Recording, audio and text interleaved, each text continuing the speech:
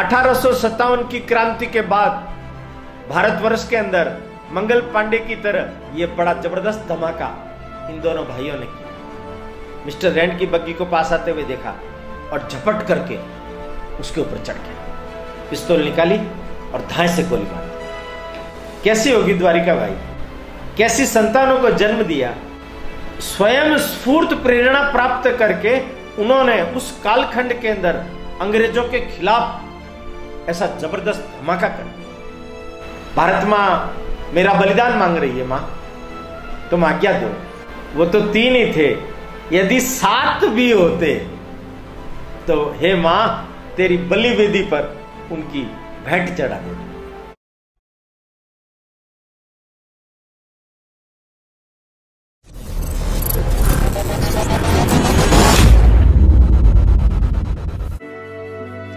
भारतीय स्वतंत्रता के 75वें वर्ष पर प्रारंभ हुए अमृत महोत्सव पर समुत्कर्ष समिति द्वारा आयोजित व्याख्यान श्रृंखला यह गाथा है बलिदानों की में हमें आज माननीय ओम प्रकाश जी भाई साहब का मार्गदर्शन प्राप्त होने वाला है। आदरणीय ओम जी भाई साहब हम सभी के सुपरिचित हैं। पूर्व में समुत्कर्ष समिति द्वारा आहूत विभिन्न व्याख्यानमालाओं में और अन्य अवसरों पर हम सभी को आपका सांस्कृतिक परक जीवन मूल्य संवर्धक पाठ्य प्राप्त होता रहा है। मैं आज के इस पुनीत अवसर पर मान्यवर भाई साहब से निवेदन करूंगी कि वे हमें प्रबोधन प्रदान करावें। भारती जय भारती जय भारती, स्वर्ग ने थी जिस तपोवन की उतारी आरती। जय भारती जय भारती जय भारती जय भारती जय भारती जय भारती जय भारती। समुपस्थित देवियों और सज्जनों,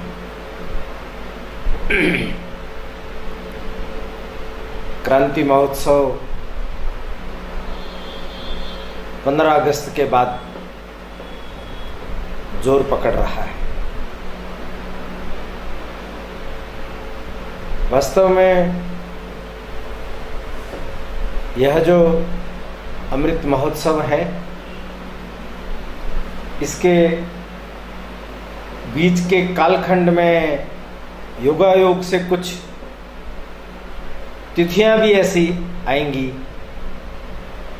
जो हम सब लोगों के लिए अत्यंत महनीय और प्रेरणाकारक होगी। जैसे अभी पिछला एपिसोड रक्षाबंधन के दिन ही था। देश की रक्षा, धर्म की रक्षा, संस्कृति की रक्षा, उसके लिए सूत्र बांध करके संकल्पित होना, वो प्रसंग भी हम सब लोगों को प्रेरणा देने लायक है। और आज का जो एपिसोड है उसके लिए भी कल आने वाली सोमवार को श्री कृष्ण भगवान की जन्माष्टमी। कृष्ण भगवान के समान भी कोई क्रांतिकारी मिलना मुश्किल। मैं हमेशा ही कहता आया हूं, भारतवर्ष के अंदर 3 लोग ऐसे हुए हैं जिनको सदैव याद रखना चाहिए। एक प्राचीन काल के श्री कृष्ण, दूसरे चाणक्य और तीसरे छत्रपति शिवाजी महाराज। ये तीनों लोग ऐसे रहे हैं जिन्होंने स्वराज्य की, धर्म की रक्षा के लिए, धर्म की स्थापना के लिए बुद्धिमानी से, योजकता से, संगठन कौशल्य से, चातुर्य से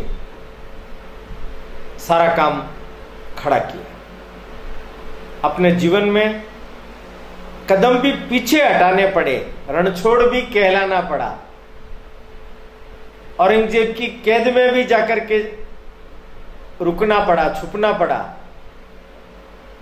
कायर भी कहलाना पड़ा। सब चीजें योजना, सब चीजें योजना। तो देश को आजाद कराने वाले जितने सारे प्रमुख लोग हुए हैं उन लोगों के जीवन पर भी प्रत्यक्ष हो चाहे परोक्ष हो, इन महापुरुषों का असर व्यापक रूप से हुआ है। हम सब लोग जानते हैं हमारे इस देश में एक बड़े ही प्रभावकारी गरम दल के नेता कहलाने वाले, गरम दल को उग्र दल बनाने वाले, किंतु स्वराज्य की मांग को सशस्त्र पूरे देश भर के अंदर चलाने वाले एक बड़े प्रखर क्रांतिकारी नेता हुए हैं। उनका नाम है लोकमान्य तिलक। लोकमान्य उनकी उपाधि है, बाल गंगाधर तिलक। वैसे बचपन का नाम बाल नहीं है, बाल उपनाम है, पर अंत तक बाल ही चलता रहा। उनका बेसिक नाम है केशव, कृष्ण के नाम पर ही। और उनका जन्म हुआ रत्नागिरी में 23 जुलाई 1856। माता पिता बचपन में चले गए, चाचा चाची ने उनको पाला। 10 वर्ष की अवस्था में ये रत्नागिरी से पूना आ गए। आगे की इनकी पढ़ाई लिखाई सब वहीं हुई।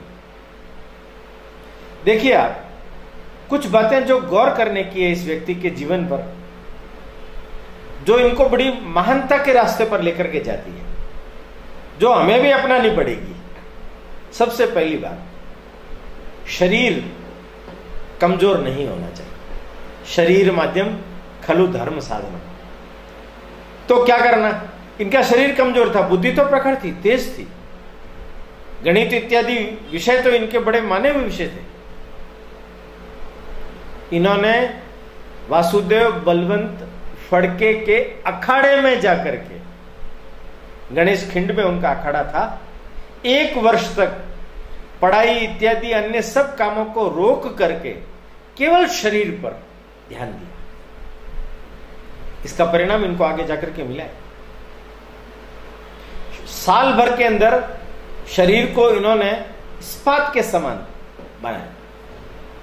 उसके बाद में इन्होंने प्रचंड स्वाध्याय किया, अपनी बौद्धिक प्रतिभा का परिचय दिया, बीए किया, एमए किया, एलएलबी की पढ़ाई की। अपने जीवन के लक्ष्य के बारे में सोचते समय में इनके मन में हमेशा ही विचार यह आता था कि अपने देश पर अंग्रेजों का शासन है। जब तक अपने देश को अंग्रेजों से मुक्त नहीं कराएंगे, भारत माता को गुलामी की बेड़ियों से मुक्त नहीं कराएंगे, तब तक हम कुछ नहीं कर सकते। इनका एक मित्र था, गोपाल राव आगरकर। दोनों में मतभेद भी था, पर दोनों मित्र भी थे। दोनों के बीच में विचारधारा को लेकर के भी भेद था। तिलक जी मानते थे राजनीति के क्षेत्र में आगे जाकर के देश को आजाद कराना यह सर्वोपरि काम होना चाहिए। आगरकर मानते थे कि समाज परिवर्तन यह पहला काम होना चाहिए, समाज सुधार यह पहला काम होना चाहिए। दोनों में मतभेद होते हुए भी दोनों अच्छे मित्र थे। विष्णु शास्त्री चिपलूणकर, उन्होंने पूना के अंदर एक न्यू इंग्लिश स्कूल करके शुरू किया। तो ये दोनों मित्र उनकी स्कूल में पहुंच गए और इन्होंने सार्वजनिक जीवन की शुरुआत शिक्षक के रूप में की। योग से आगे फर्ग्यूसन कॉलेज भी इसने इन लोगों ने बनाया। इनकी एक डेक्कन कॉलेज सोसाइटी बनी थी, उसके अंतर्गत स्कूल कॉलेज वगैरह सब चलते रहे। राष्ट्रीयता के संस्कार देने के ये प्रबल केंद्र थे और शिक्षक की भूमिका के रूप में दोनों ने 11 वर्ष तक काम किया। उनको लगा अगर सार्वजनिक जीवन में हमें हस्तक्षेप करना है, आगे बढ़ना है, तो कुछ और करना पड़ेगा। तो दोनों ने मिलकर के योजना बनाई, केसरी और मराठा। केसरी मराठी में, मराठा इंग्लिश अंग्रेजी। अंग्रेजी का संपादन का कार्य तिलक जी ने खुद के जिम्मे रखा और आगरकर को साथ लिया। मराठी वाला जो पत्रक था उसकी जिम्मेदारी उनको दी।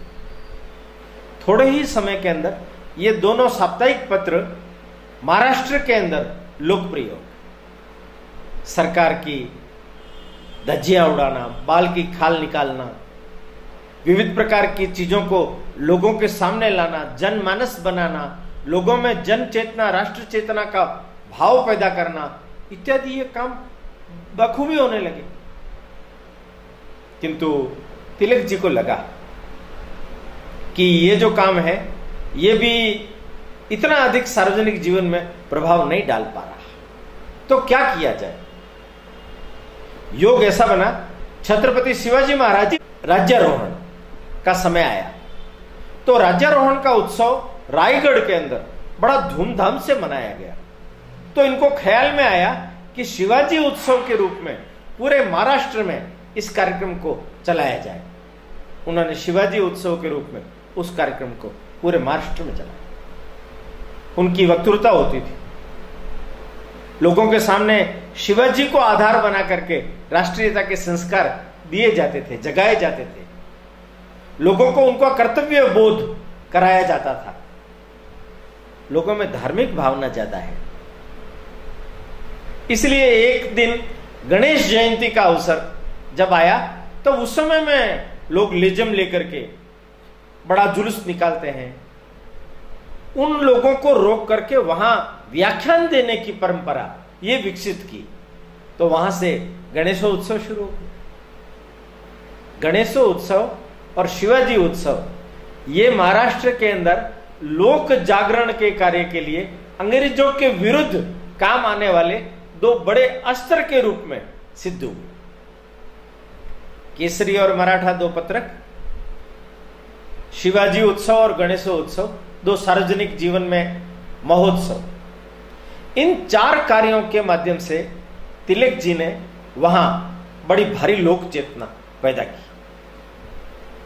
यूं तो जो मैं कथा आगे कहने जाऊंगा उस कथा से पहले कुछ बातें तिलक जी के संदर्भ में मैं पहले बता देना चाहता हूं। तिलक जी का शरीर बलवान था, पर तिलक जी ने एओ हुम के द्वारा चलाई गई कांग्रेस जो 20 साल तक कुछ भी नहीं कर पा रही थी, 1905 में जब करजन ने बंगाल का विभाजन किया, उस समय में पूरे देश को जागृत करने में तिलक जी ने बंगाल के विपिन चंद्र पाल, पंजाब के लाला लाजपत राय, उनको साथ लेकर के जो आंदोलन चलाया, अरविंद घोष को साथ लेकर के जो प्रबल प्रखर राष्ट्रीयता का बीज बोया और लोगों के सामने स्वराज्य मेरा जन्म सिद्ध अधिकार है ये नारा दिया। स्वराज्य के लिए हमें 3 चीजों पर ध्यान देना होगा। पहली चीज, संस्कार चाहिए, योद्धा चाहिए, प्रशिक्षण चाहिए, तो राष्ट्रीय विद्यालयों की स्थापना, जगह जगह पर सोसाइटी इत्यादि खड़ी करके राष्ट्रीय विद्यालय खड़े किए जाए। दूसरा, अंग्रेजों की अगर कमर तोड़नी है तो अंग्रेजों के द्वारा निर्मित विदेशी सामान उनकी होली जलाई जाए, उनका बहिष्कार किया जाए। तीसरा, तो लोगों के पास में विकल्प क्या होगा, तो स्वदेशी आर्थिक आंदोलन, स्वदेशी वस्तुओं का उपयोग करो। स्वदेशी वस्तुओं के लिए उन्होंने व्यापारियों को, उद्योगपतियों को मिलकर के कैसे हम अपने स्वदेशी वस्तुओं का निर्माण करके अपने देश के लोगों को पहुंचाएं, इसके लिए प्रयास किया। तो ये जो 3 सूत्र और चौथा सूत्र स्वराज्य, इन चारों सूत्रों के आधार पर देशव्यापी आंदोलन खड़ा कर दिया। यहां से लाल बाल पाल, इनकी तिकड़ी ये प्रसिद्ध हुई। अंग्रेज थर्रा गए। 2008 में इनके ऊपर राजद्रोह का मुकदमा दायर करके इनको मांडले ब्रह्मदेश में, वहां की जेल में 6 साल की सश्रम कारावास में, 6 साल। ये मांडले की जो जेल है उसके बारे में ऐसा कहते हैं, बहादुर शाह जफर को भी वहां भेजा गया था। 1 साल के बाद उन्होंने दम तोड़ दिया। वहां आर्द्रता ज्यादा है, सीलन ज्यादा है। जो कोई भी कैदी वहां जाएगा वो क्षय रोग से पीड़ित होकर के मर जाए। एक प्रकार से काले पानी की सजा जैसा है। तिलक जी को वहां रखा, पर यह अद्वितीय प्रतिभा का धनी व्यक्ति 6 साल के सश्रम कारावास का सदुपयोग इन्होंने किया। प्रवृत्ति मार्गी व्याख्या की श्रीमद् भागवत गीता की। ज्ञानेश्वरी का बहुत अच्छा अध्ययन था। कृष्ण के बड़े परम भक्त थे, नाम भी केशव। उन्होंने गीता रहस्य इस नाम से प्रवृत्ति मार्ग की व्याख्या गीता की ये की। 6 साल में ये जो उपलब्धि उनकी जो हुई है, इस उपलब्धि के आधार पर जब पुस्तक छपी, प्रथम संस्करण ही 5000 पुस्तकें एक साथ विक्रय हो।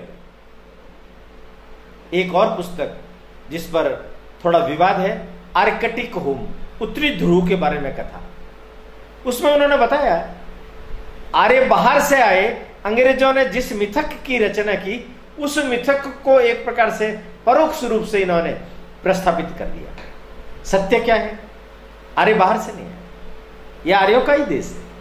आर्य जाति नहीं है, गुणवाचक संज्ञा है। वेदों में आर्यों का जिक्र आया। प्राचीन काल से लगा करके आधुनिक काल तक इस देश का सारा डीएनए आर्यों से मिलता जुलता ही है। ये आर्य और द्रविड़, ये भेद अंग्रेजों ने पैदा किया, फूट डालो राज करो राज की नीति के अंतर्गत। एक मानसिक परतंत्रता लोगों के अंदर पैदा हो जाए उसके लिए। इसलिए यह सिद्धांत आधुनिक इतिहासकारों ने, आधुनिक विद्वानों ने ध्वस्त कर दिया है। आर्य बाहर से आए, ये कोई भी मनगढ़ंत कपोल कल्पना और मिथक अंग्रेजों ने निर्माण किया था, यह सत्य नहीं है। क्रांतिकारी आंदोलन में लगातार इनकी उग्रता, पूरे देश भर के अंदर घमंड से शरीर टूट गया। 1 अगस्त 1920 में तिलक जी का स्वर्गवास।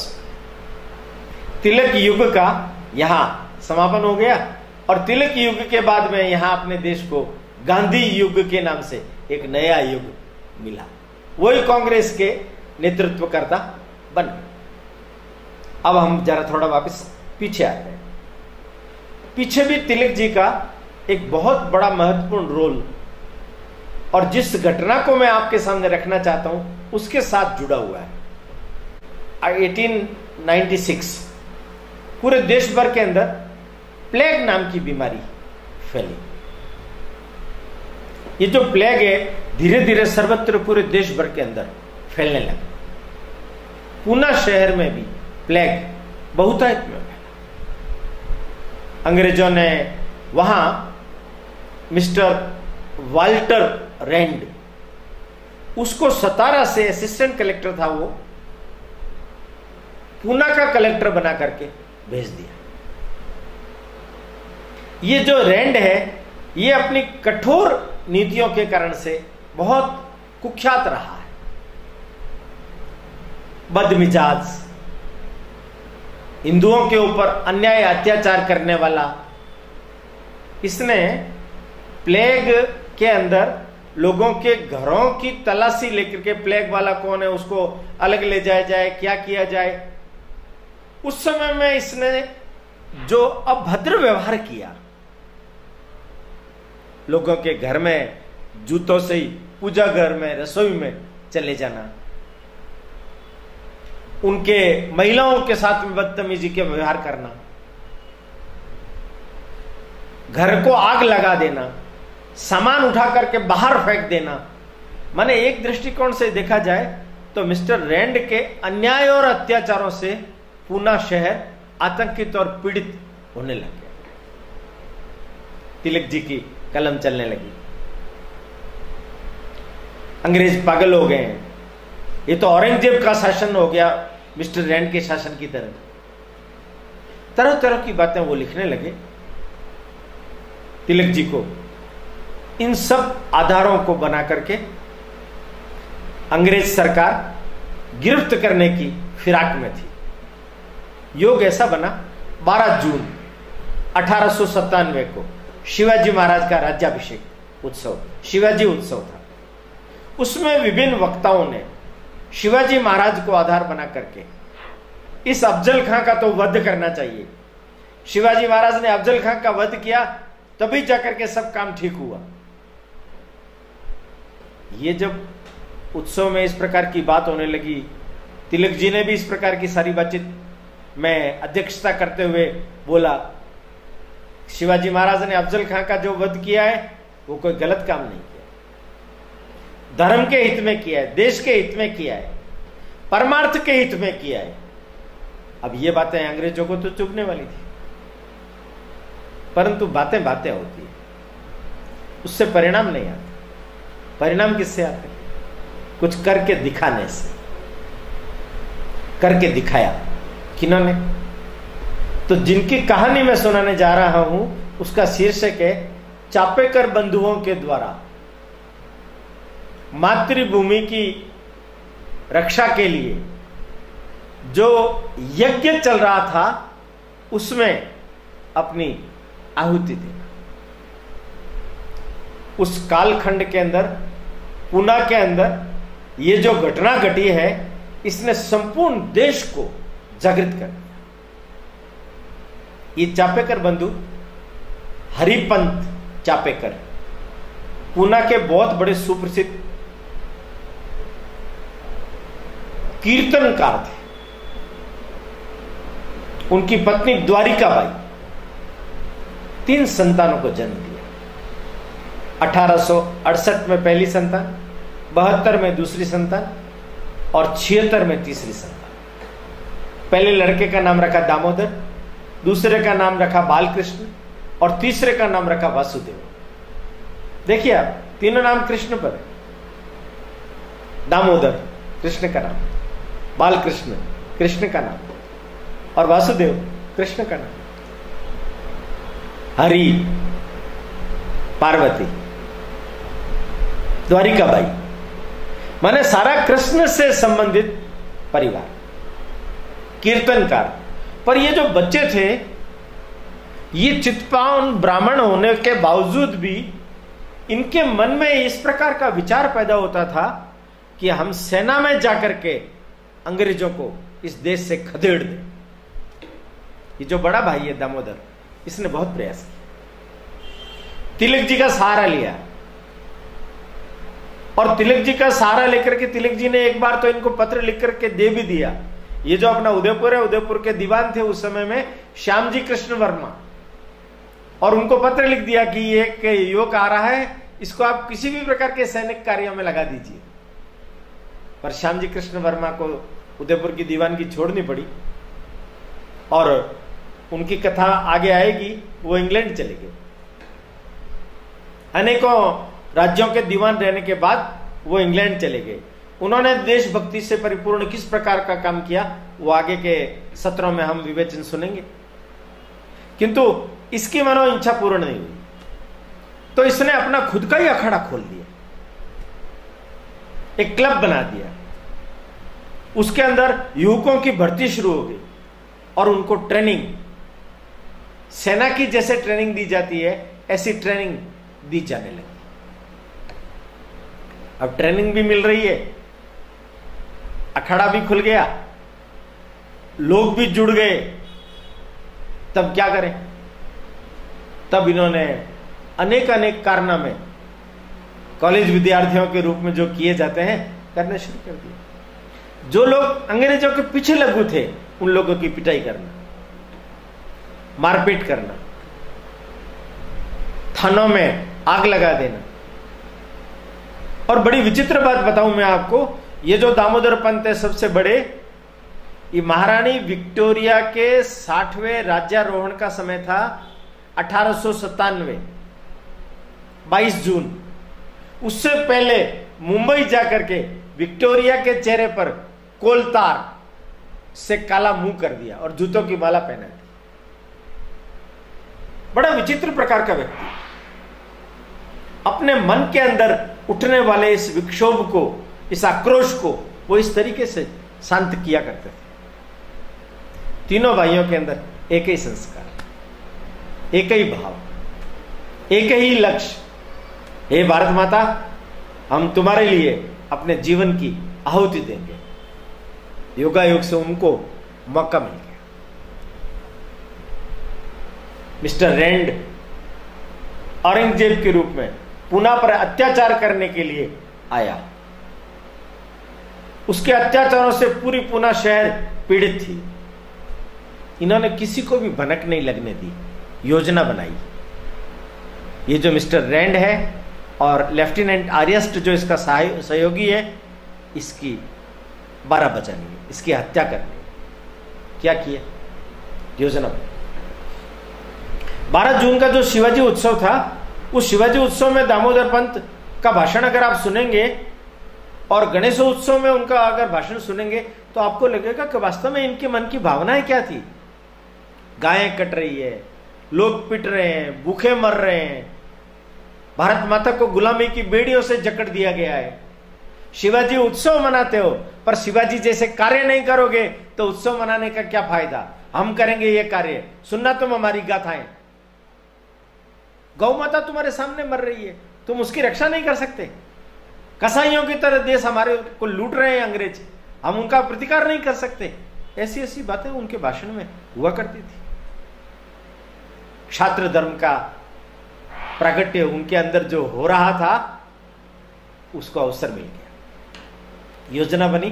22 जून गणेश खिंड के पार गवर्नमेंट का एक बहुत बड़ा हाउस था, वहां महारानी विक्टोरिया का 60वां राज्यारोहण, उसका बड़ा उत्सव धूमधाम से मनाया जाने लगा। शाम को 7 बजे से ही अंग्रेज लोग वहां पहुंचने लग गए। इनकी मित्र मंडली ने उसके आसपास उसी सड़क पर गणेश खिंड की जो घाटी है उस पर डेरा डाल दिया। इनको लगा आते समय में तो सब लोग होंगे, जाते समय में एक एक करके सब निकलेंगे, तो कौन कब निकलता है उसकी पूरी रेखी की जाए। छोटे भाई वासुदेव को आगे लगा दिया। वो अपने मित्र साठे और रानाडे उनके साथ वहां खड़ा हो गया। मिस्टर रैंड रात को 12 बजे निकला, अपनी बग्गी में बैठा, उसकी बग्गी रवाना हुई। थोड़ी देर बाद में लेफ्टिनेंट आर्यस्ट आया, अपनी बग्गी में बैठा अपनी पत्नी के साथ, वो भी रवाना हुआ।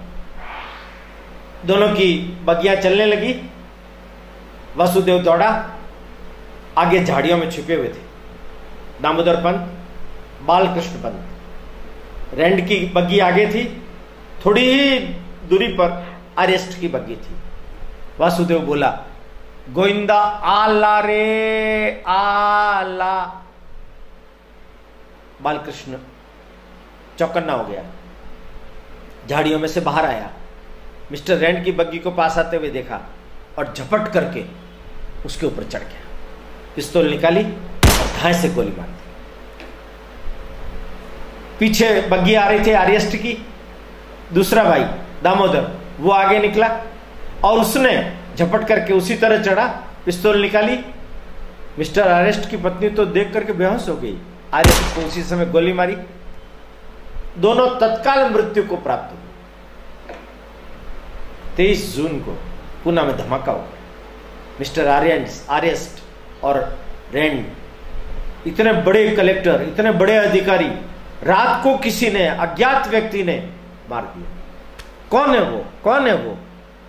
अंग्रेज सरकार थर्रा उठी। उस जमाने के अंदर 1857 की क्रांति के बाद भारतवर्ष के अंदर मंगल पांडे की तरह यह बड़ा जबरदस्त धमाका इन दोनों भाइयों ने किया। मिस्टर रैंड और आर्यस्ट दोनों को खत्म कर। तिलक जी को सूचना दी गई सुबह, काम झाला। तिलक जी शांत रहे। लोगों को मालूम था, अंग्रेजों को, हो न हो इन सब कांड के पीछे तिलक जी का हाथ है, पर कोई प्रमाण नहीं मिल रहे थे। है कौन? लोगों को धमकाया गया, डराया गया, नागरिकों को धमकाया गया, अन्याय अत्याचार बढ़ने लगे। तो बालकृष्ण चापेकर और दामोदर चापेकर दोनों ने मिलकर के बातचीत की। दामोदर ने कहा, बड़ा मैं हूं, पहले मैं जाता हूं। दूसरे ने कहा, नहीं मैं जाऊंगा, अपना अन्याय अत्याचार नहीं देख सकते। उन दोनों के पहल कौन करे उस चक्कर में दोनों गए नहीं। किंतु एक बात जो मैं हमेशा बोलता आया हूं, यहां पर भी होती है। सरकार ने इनके नाम पर 20,000 का इनाम रख दिया। रामचंद्र द्रविड़, गणेश शंकर द्रविड़, ये दो भाई थे। ये किसी समय में इस क्लब में आते थे। अभी इन दिनों वो इस क्लब में नहीं आए थे, किंतु उन्होंने ये सगुफा, जो जांच अधिकारी सुपरिटेंडेंट सीआईडी मिस्टर ब्रुइन आया था, उनके पास गए और कहा हम आपको सुराग देते हैं, आप हमें 20,000 दीजिए।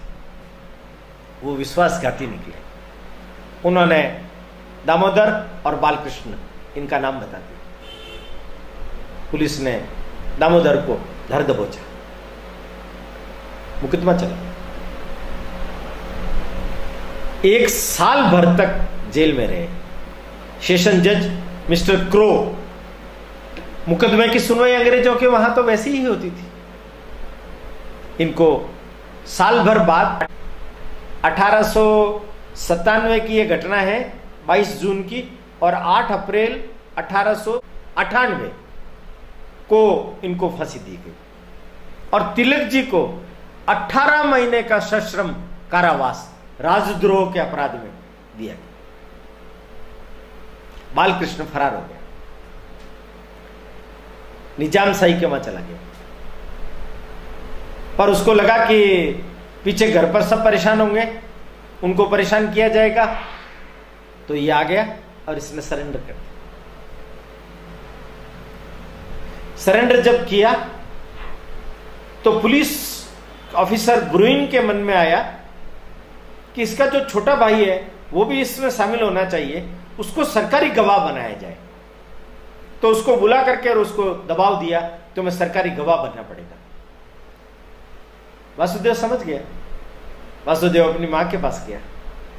मां, दोनों भाई तो चले गए, मैं भी उसी रास्ते पर जाना चाहता हूं, मेरा मन फड़फड़ा रहा है। भारत मां मेरा बलिदान मांग रही है, मां तुम आज्ञा दो। एक मां के 3 पुत्र, तीनों एक ही रास्ते पर, मां क्या बोल? उसने थरथराता हुआ हाथ उसके माथे पर रख दिया। मां की आज्ञा मिल गई है, ये सोच करके वो चल पड़ा। ये सोच करके वो चल पड़ा और उसने निर्णय किया, गणेश शंकर और रामचंद्र द्रविड़ ने धोखेबाजी की है, देशद्रोह किया है, उनको उसकी सजा भोगनी पड़ी।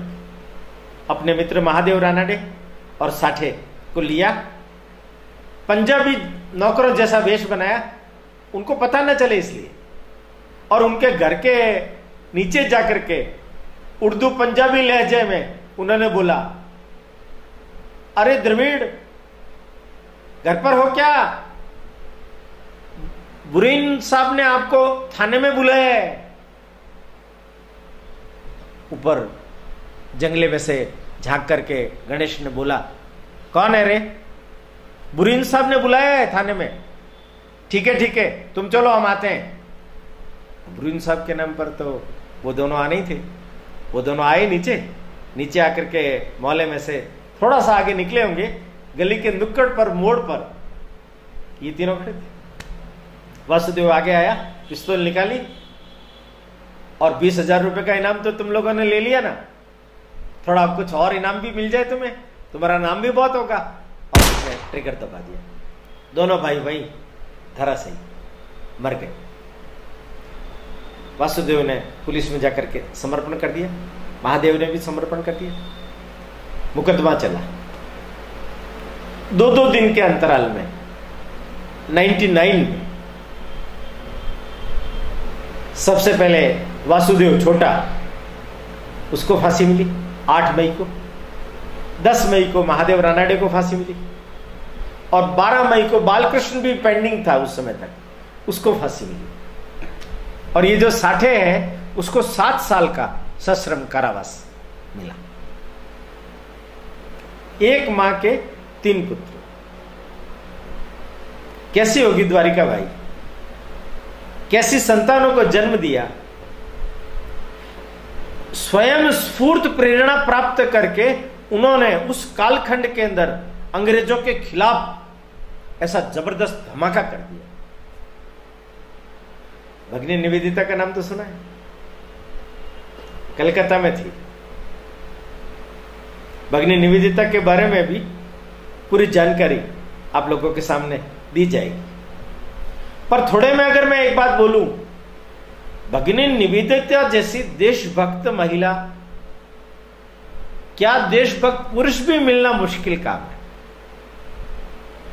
उनके कार्यों की और उनके जीवन की जब कथा में निरंतर आगे ही कहूंगा, आप सुनेंगे तो भौचक्के रह जाएंगे। कहां इंग्लैंड की रहने वाली, कहां ईसाई धर्म में पैदा होने वाली, और कहां भारत के अंदर आकर के भारत माता की बेटी बनकर के भारत के लिए काम करने वाली अद्भुत महिला थी। उस महिला के बारे में जानना, समझना, पढ़ना, प्रेरणा लेना, यह हम सब लोगों के लिए बहुत उपयोगी, बहुत उपयोगी। उसने जब यह सुना, उसका हृदय भी कांप, उसको लगने लगा एक मां के 3 बेटे तीनों फांसी के फंदे पर चूम गए। वो 98 में आ गई थी भारत में। 28 जनवरी 1898 को भारत में उसने प्रवेश कर लिया था। मार्च के महीने में उसका नाम भगिनी निवेदिता हो गया था। मार्गरेट एलिजाबेथ नोबुल उसका इंग्लिश नाम है। उसका संस्कार हो गया था और वो विवेकानंद जी के साथ जाकर के पूरे देश भर का भारत दर्शन करके आ गई थी। संकल्प ले लिया था। उसकी कथा हम आगे सुनेंगे, किंतु अभी ये कथा सुनिए। वो ये सोचती है कि उस मां को थोड़ा सांत्वना दी जाए। अंदर से निकलने वाले आंसू उसको झेलना है, पर मैं पहुंच तो सकती हूं। पहुंच गई वो और जाकर के क्या देखती है कि वो मां तो रो रही होगी, वो तो आंसू बहा रही होगी। उसके 3 पुत्र चले गए और वो देखा तो शांत प्रशांत। उन्होंने तो भगिनी का आतिथ्य ही किया। भगिनी ने कहा कि आपके 3 पुत्र भारत माता को मुक्त आजादी की लिए फांसी पर चढ़ गए। वो कहती है, बेटी इसमें शोक मनाने जैसी क्या बात है। 3 ही थे इसलिए 3 चले गए।